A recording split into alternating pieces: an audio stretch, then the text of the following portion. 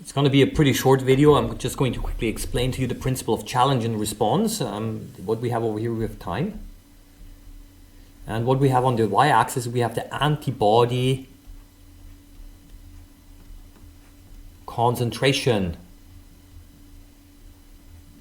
Some people also refer to as the titer. Okay, the antibody titer.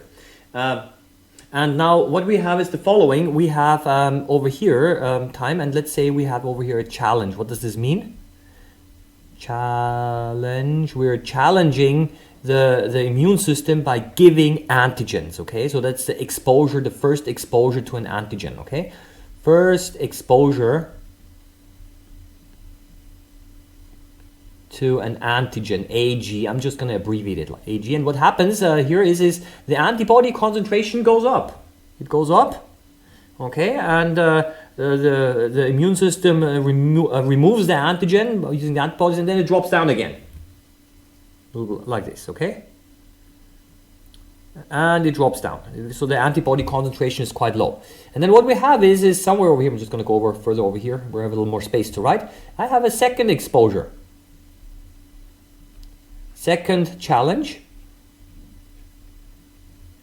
Okay, again, second time where you're infected or where you are exposed to the antigen. And what we have now is the following. Now that the antibody level goes up, goes up very quickly, much faster.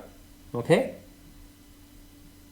and will drop off like this. And it will, oh, I'm missing over here the line. Okay, so that means what we have is that we, for the second time, we have a much higher antibody concentration. Okay, and this is the reason why over here, this could be, for example, vaccination. Okay, where you're getting a shot and the doctor gives you a shot, and then you're exposed to an antigen, and then you have an immune response, but a relatively weak one.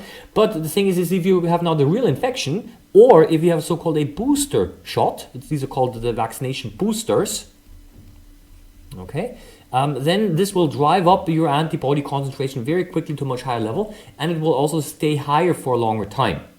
And the reason why this is because the memory cells, they become active and they start producing antibodies very quickly. And this is the challenge and response principle. And honestly, I don't know if there is anything much more to say over here. Yeah? But what you can see then is that this happens several times.